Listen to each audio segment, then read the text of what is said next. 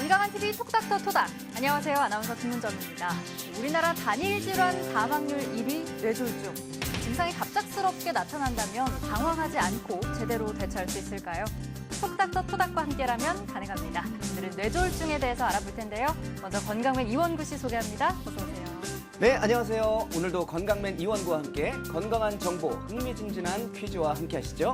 네, 그리고 뇌졸중과 관련해 속 시원하게 알려줄 신경과 전문의 강현구 교수님 함께합니다. 안녕하세요. 안녕하세요.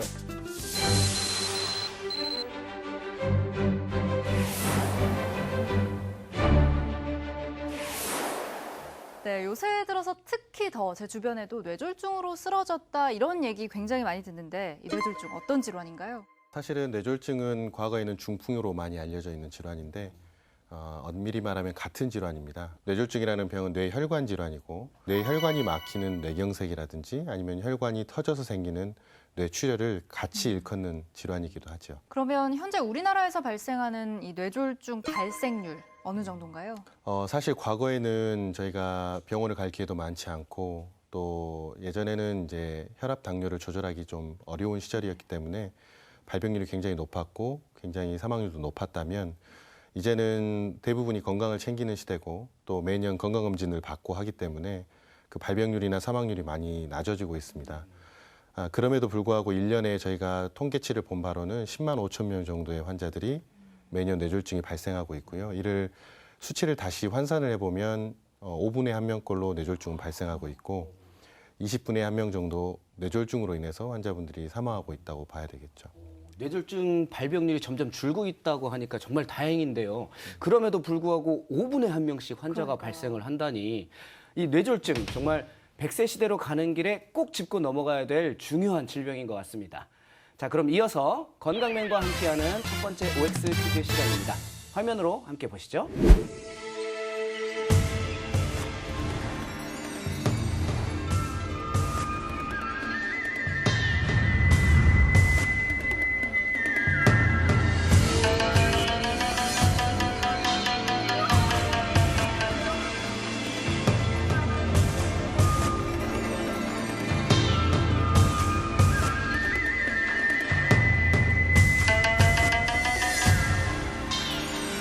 네, 오늘은 정말 특별한 곳에 나와 있습니다. 중국 전통 무술인 태극권을 수련하고 계신 분들을 만나러 와봤습니다. 오늘 이분들과 함께 OX 퀴즈 한번 풀어볼까요? 만나보도록 하겠습니다. 네, 여러분 안녕하세요. 뇌졸중과 뇌경색은 같은 질병이다. 맞다 생각하시면 O, 틀리다 생각하시면 X로 이동해주세요.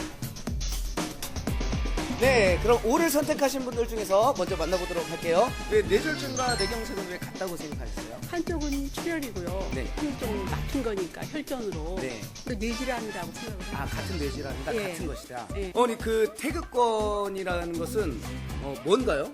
설명을 한번 해주세요. 글쎄요, 심신의 안정이고요. 온몸의 스트레칭? 저도 아까 뒤에서 따라해봤는데 뭐 무술이라기보다는 약간 기수련 같은 느낌이 좀 들더라고요. 스트레칭 저는 그렇게 생각합니다. 아, 네. 어떤 스트레칭이 가장 좀 도움이 되시고 좋으시던가요? 기세조식. 아, 기세조식. 그다음에 네네네. 기세조식이 어떤 자세인지 한번 보여주세요. 네. 집중하시고 자세를 똑바로. 네. 발 11자, 발 11자. 오.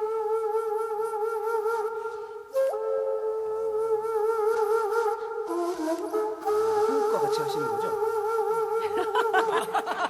X를 선택하신 분들 중에 뇌졸중과 뇌경색은 다른 질병이다. 저는 그 뇌에 관련된 질병이라는 큰 범주에서는 같지만 네네. 세부적으로 들어가면 그 증상이 다르다고 생각합니다. 하나는 막힌 거고 하나는 터진 거기 때문에 크게 보면 같은 거고 작게 보면 다른 거라고 생각합니다. 네, 뇌졸중과 뇌경색은 같은 질병이다. 맞으면 O, 틀리면 X. 정답은요? 정답은 O가 되겠습니다. 그 이유가 제일 많이 물어보시는 질문 중에 하나인데요. 이제 입원하신 환자분들이 과연 내 병은 뇌경색입니까? 뇌졸중입니까? 이렇게 물어보시는데 앞서 잠깐 말씀드렸지만 뇌졸중이라는 병은 혈관이 막히는 뇌경색과 혈관이 터진 뇌출혈을 합쳐서 말하는 질환이기 때문에 엄밀히 말하면 뇌졸중과 뇌경색은 같은 질환이라고 볼 수 있겠습니다. 네, 그러니까 정리하자면 이 뇌졸중에 뇌출혈과 뇌경색이 있다는 건데 이 둘을 좀 비교하자면 어떤가요? 좀 더 구체적으로 설명해 주시죠. 이게 이제 어떤 원인에 의해서 증상이 발현되느냐에 따라서 두 가지 질환으로 나누는 것 같습니다. 그래서 혈관이 막혀서 그 막힌 혈관이 피를 공급해야 되는 곳에 뇌 조직이 손상이 되면 그로 인해 생기는 병을 뇌경색이라고 하고요. 혈관이 얇아지거나 아니면 혈압 조절이 안 돼서 혈관이 터졌을 때 그 부위에 뇌 조직이 손상돼서 증상이 나타나면 저희가 그걸 뇌출혈이라고 하겠습니다. 그렇기 때문에 두 개의 질환은 엄밀히 말하면 치료나 이런 것들이 다를 수 있는 질환입니다. 뇌졸중 환자분들 중에 한쪽 마비 증상이나 아니면 언어 증상 말고도 다른 증상들이 또 있다고 하는데 구체적으로 어떤 증상들이 있을까요? 가장 중요한 뇌졸중의 증상의 첫 번째 포인트는 서서히 생기지 않는다는 겁니다. 그 이유가 혈관이 막히는 것도 그렇고 혈관이 터지는 것도 그렇고 갑자기 생기기 때문에 뇌졸중의 증상은 갑자기 발생한다는 게 첫 번째로 중요한 부분이고요. 두 번째는 저희가 뇌졸중에 대해서 5대 증상을 얘기를 하고 있습니다. 그래서 첫 번째는 편측마비, 한쪽으로 마비가 오는데 안면마비 같은 게 생길 수도 있고, 두 번째는 언어장애. 언어장애 같은 경우는 단순히 발음이 안 되는 것도 있겠지만 실어증이라고 해서 말을 이해하는 부분이 손상되면 묻는 말에 엉뚱한 대답을 한다라든지, 아니 말을 내뱉는 곳에 문제가 생기면 묻는 말을 이해는 해서 다 알아들으시는 것 같긴 한데 이제 제대로 대답을 못하는 경우, 이런 경우에 언어장애가 있을 수 있고, 세 번째는 시야장애가 있을 수 있습니다. 우리 뇌에도 시야를 담당하는 곳이 후두부 쪽이 있는데 이 후두엽 쪽에 손상이 가게 되면 시야가 한쪽이 좁아진다라든지, 아니면 이 시선을 고정하는 부분에 뇌경색이 오게 되면 물체가 두 개로 보인다라든지 이런 시야장애가 생길 수 있고, 네 번째는 어지럼증이 생길 수 있습니다. 어지럼증은 균형을 잡아주는 소뇌라든지 뇌 줄기 쪽에 손상이 되면 보통 이렇게 빙빙 도는 어지럼증보다는 내가 균형을 못 잡고 구름 위를 걷는 것 같은 느낌을 받게 되고, 실제로 환자가 걷게 되면 술 취한 사람 마냥 한쪽으로 쓰러지거나 제대로 못 걷는 경우가 생기게 되고요. 마지막으로는 극심한 두통을 느낄 수도 있습니다. 그 이유는 이제 뇌 출혈이 있을 때 보통 그런 증상을 느끼는데, 그냥 극심한 두통이 아니라 일생 동안 겪어보지 못한 아주 극심한 두통을 느꼈을 때 이걸 뇌졸중의 증상이라고 볼 수 있겠습니다. 방금 말씀하신 증상들을 빨리 알아채는 게 그럼 중요하겠네요. 굉장히 중요하다고 볼 수 있겠죠. 네, 그러면 바로 이어서 두 번째 OX 퀴즈 화면으로 함께 만나보시죠. 뇌졸중 증상이 왔을 때 응급조치로 손끝을 따면 된다. 맞다 생각하시면 O, 틀리다 생각하시면 X로 이동해 주세요. 네, O를 선택하신 분들 중에서 자, 우리가 상식적으로 생각할 때 옛날에는요 응급조치 손발을 땄거든요. 근데 지금은 이제 의학이 발달해서 119를 불러야 될 것 같은데 옛날에 민간요법 때는 땄어요. 손이고 발이고. 하고 나면 좋은 점이 뭔가요? 고요하면서도 뭔가 보이지 않는 내면의 힘을 기르는 것 같아요. 너무 좋아요. 권장하고 싶어요. 뭔가 부드러움 속에서 뭔가 좀 그런 힘이 거. 느껴지는. 네, 그냥 배를 올려서.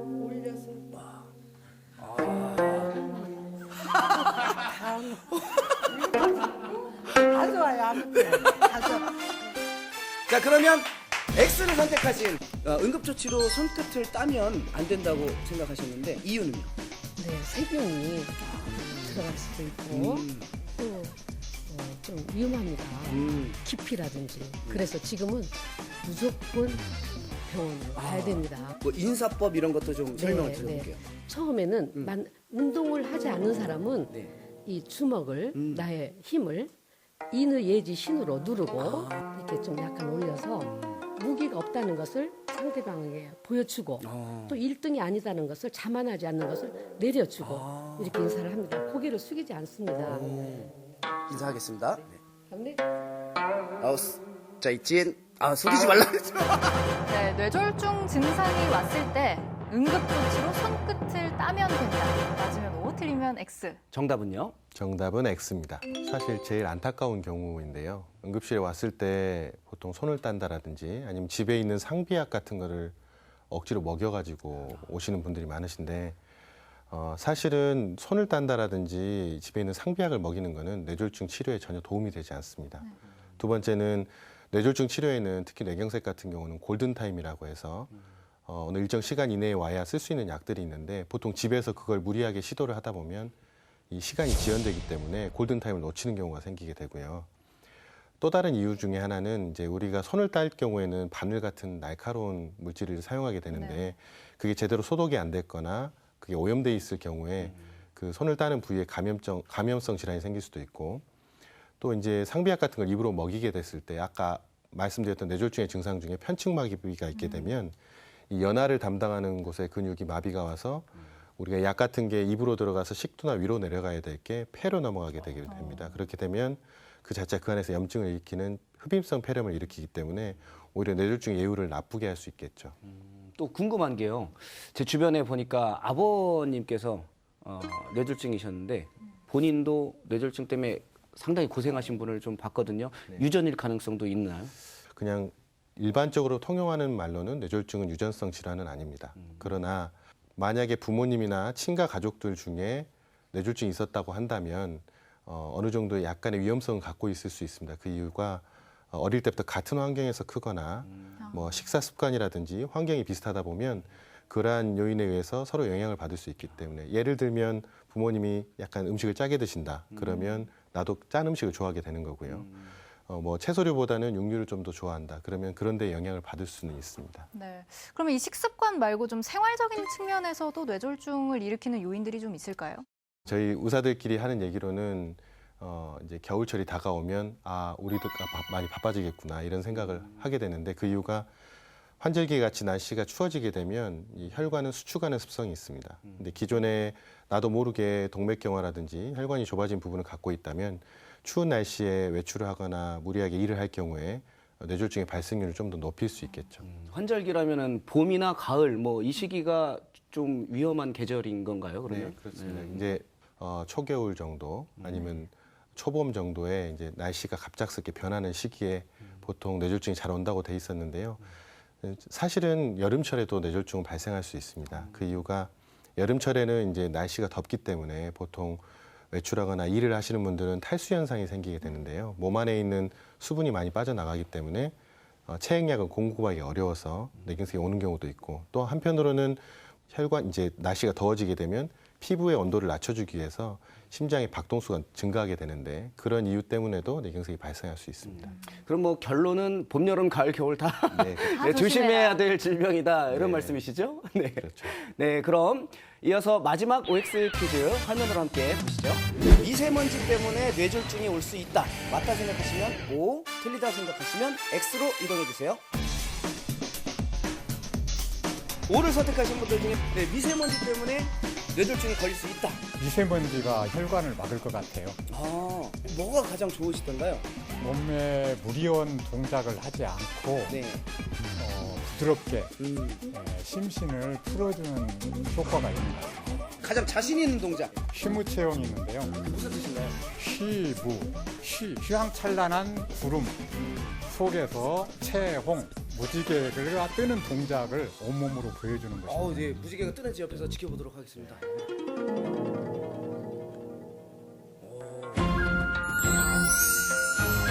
무지개가 그려지고 있죠, 여러분? X를 선택하신 미세먼지 때문에 뇌졸중은 생기지 않을 것이다 생각하신 이유는요? 네, 혈관 질환이라고 생각했기 때문에 먼지하고는 상관없다고 생각했어요. 여기 오신 지는 얼마나 되셨어요? 저 오늘 친구하고 같이 네. 왔는데 이런 일이 벌어지고 있습니다. 오늘 처음 오셨어요? 네. 처음 오셨는데 이런 방송을 나가게 되셨다니. 친구가 뭐라고 이렇게 권유를 하던가요? 몸도 편안해지고 마음도 편안해진다고 가자고 했어요. 저도 아까 따라해 보니까 정말 심신이 좀 건강해지고 좀 뭔가 정화되는 느낌이랄까? 그런 느낌을 좀 받았는데 아까 저랑 같이 처음 해보신 거네요, 그러면? 네, 오늘 처음. 미세먼지 때문에 뇌졸중이 올 수 있다. 마지막으로 틀리면 X.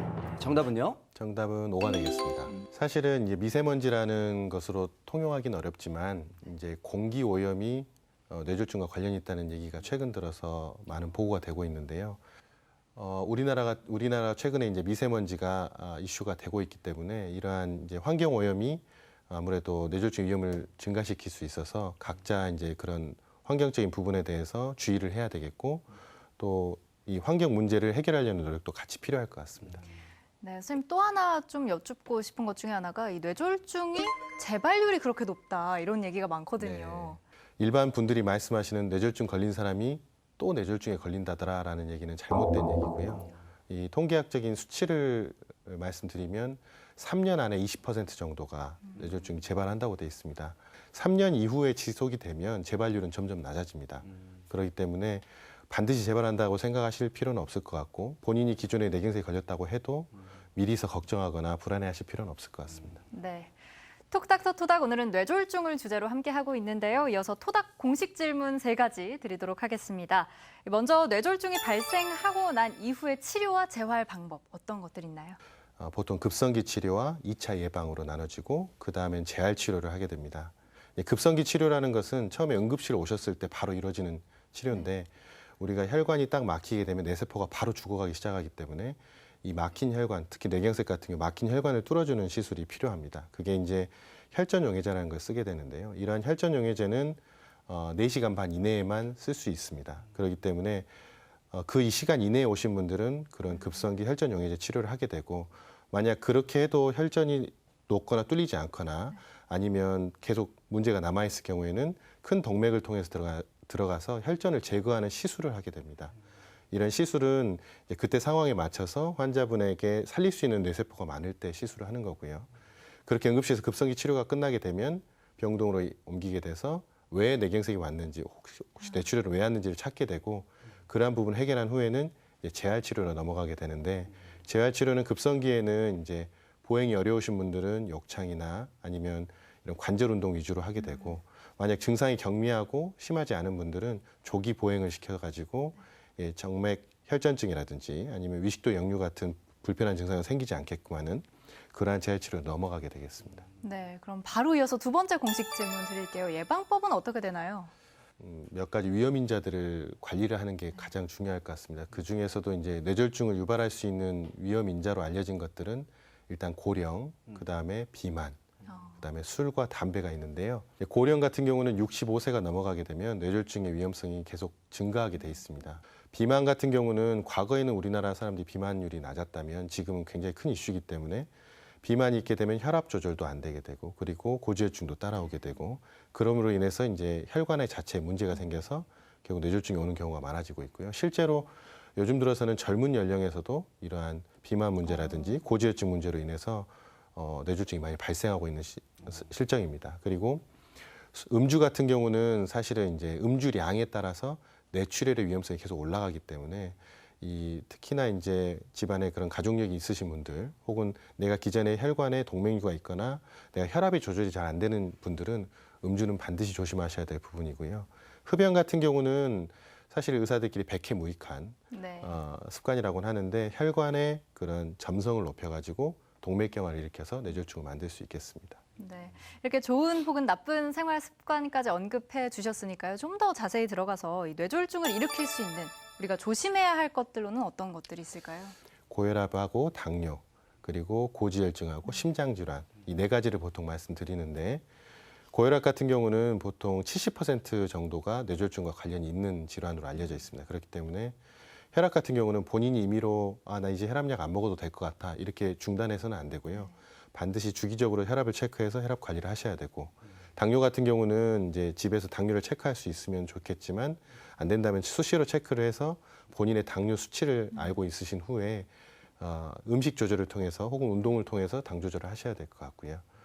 고지혈증 같은 경우는 젊은 연령에서 뇌졸중과 연관이 있기 때문에 건강검진이나 주기적인 피검사를 통해서 고지혈증을 아신 후에 약물이라든지 아니면 운동치료로 조절하시면 되고 마지막으로 심장질환 같은 경우는 대표적으로 부정맥이 있는데 부정맥은 이제 심장이 이렇게 불규칙적으로 뛰는 질환이거든요. 그렇게 되면 이 심장 안에서 혈전이 잘 만들어집니다. 그렇기 때문에 그게 날아가서 뇌경색을 일으키기 때문에 본인이 부정맥이 있거나 혹은 심장질환이 있다고 한다면 그거에 대해서 진료도 받고 약물 치료를 같이 해주시는 게 좋겠습니다. 그리고 녹화 초반에 골든타임에 대해서도 말씀을 해주셨고 계속해서 치료 시기에 대해서 언급을 좀 해주셨는데 치료 시기가 굉장히 중요한 것 같은데 그 이유는 뭔가요? 혈관이 한번 딱 막히고 피가 안 가거나 혈관이 터져서 그 피가 고이기 시작하면 그 부분의 뇌 조직이 1분에 190만 개 정도 죽어가기 시작합니다. 중요한 건 뇌세포는 한번 손상이 되면 재생이 안 되기 때문에 이 시간이 지날수록 손상되는 부위가 점점 넓어지는 거죠. 그래서 현재로서는 이제 뇌출혈 같은 경우는 오셔가지고 그 크기에 따라서 약물 치료만 할 수도 있고 수술적인 치료를 할 수 있다면, 뇌경색 같은 경우는 막혀 있는 혈관의 크기라든지 아니면 언제부터 증상이 발생했는지에 따라서 약물 치료를 바로 들어가야 되는 경우가 있습니다. 현재까지 알려져 있는 가장 유일한 치료 방법은 정맥 내로 혈전 용해제를 쓰는 건데요. 이 혈전 용해제가 불과 몇 년 전까지만 해도 3시간 이내에만 쓸 수 있었는데, 최근 들어서는 연구가 개발되고 그 약이 이제 4시간 반까지 쓸 수 있다고 돼 있어서 4시간 반 이내에는 오셔야 그 혈전 용해제를 쓸 수 있고, 앞서 말씀드린 것처럼 그걸로도 안 됐을 경우에는 동맥 내로 진입을 해서 혈전을 제거하는 시술을 해볼 수도 있겠습니다. 네, 4시간 반 꼭 기억해 주시면 좋을 것 같은데요. 오늘 뇌졸중에 대해서 이렇게 알아봤는데 원구 씨 어떠셨나요? 저희 부모님들도 이제 고령이시고 요즘 젊은 사람들한테도 발병률이 높다고 하니까 꼭 골든타임 4시간 반을 꼭 기억해둬야 될 것 같습니다. 네, 시청자 여러분들도 골든타임 4시간 반 꼭 기억하세요. 네, 선생님 마지막으로 오늘 질환과 관련해서 당부 말씀해 주시죠. 시간이 가장 중요하다. 뇌졸중은 시간과의 싸움이고, 집에서 시간이 지연돼서 오면 의료진이 아무리 노력을 해도 이미 손상돼 버린 뇌는 살리기가 어렵습니다. 그렇기 때문에 내가 아까 말씀드렸던 뇌졸중의 5대 증상을 숙지를 하셨다가 관련된 증상이 나타나면 지체하지 마시고 바로 큰 병원으로 오셔야 될 것 같고요. 두 번째는 본인이 갖고 계시는 그런 질환들이 있으시다면 그거를 철저하게 관리를 하셔야 되고, 그냥 대충 이 정도면 괜찮겠지 생각하시는 게 아니라 가끔 병원에도 들르셔서 그런 관리를 꾸준히 받으시는 게 가장 중요한 예방일 것 같습니다. 네, 건강한 TV 톡닥터토닥. 오늘은 신경과 전문의 강현구 선생님과 함께 뇌졸중 관련 이야기 나눠봤습니다. 저희 토닥은 여러분의 건강의 플러스 또 행복의 플러스가 될 수 있도록 늘 함께 고민하고 노력하겠습니다. 오늘 준비한 내용은 여기까지입니다. 여러분, 우리는 다음 주 이 시간에 또 만나요. 안녕히 계세요.